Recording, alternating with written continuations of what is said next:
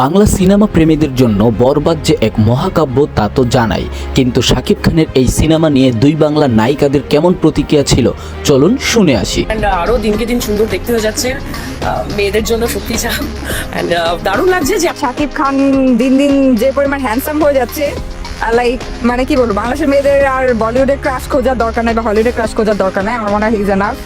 এবং day by day একটা মানুষের বয়স কমে যাচ্ছে এবং একটা মানুষ হ্যান্ডসামে হয়ে যাচ্ছে। Entire team, the office is getting bigger, the contents are getting bigger, huge and amazing contents, amazing. আমি মানে বাংলায় দাঁড়িয়ে আজকে বিশাল জায়গা অর্জন করেছে, এটা সত্যি খুব ভালো লাগছে। শাকিব খান তো তার অভিজ্ঞতার মধ্য দিয়ে সিনেমাটিক এক অন্য উচ্চতায় নিয়ে গেছেন, আর তার সঙ্গী ছিলেন দুই বাংলার চমৎকার নায়িকারা। ওর যে ইমপ্রুভমেন্ট, ও যে নিজেকে নিজে একটা জায়গা থেকে, ওকে তো আমরা অনেক আগে থেকেই যেহেতু আমরা একসাথে শুরু করেছি আমাদের ক্যারিয়ারটা, ওখান থেকে নিয়ে এখনকার শাকিব খানের অনেক অনেক আকাশ পাতাল পার্থক্য।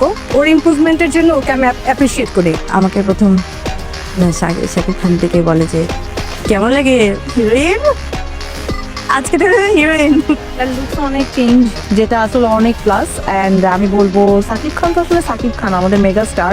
তাকে নিয়ে যতই বলবো ততই কম, অনেক বেশি হ্যান্ডসাম হিরো আমাদের বাংলাদেশের মধ্যে।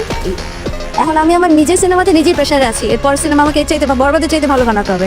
Shakib Khan is a good actor, is a very good actor. কলকাতায় ছবি করে তখন তো সে অন্যরকম ছবি করে, তখন তার অ্যাক্টিং ডিফারেন্ট হয়ে যায়, তার লুক ডিফারেন্ট হয়ে যায়। হঠাৎ করে শাকিব ভাইকে আমাদের সেই লেভেলের ড্যাশিং লাগে। তাহলে আপনার মন্তব্য কি? বরবাদ সিনেমা কি আপনি দেখেছেন? মন্তব্যে জানান এবং আমাদের চ্যানেলটি সাবস্ক্রাইব করতে ভুলবেন না।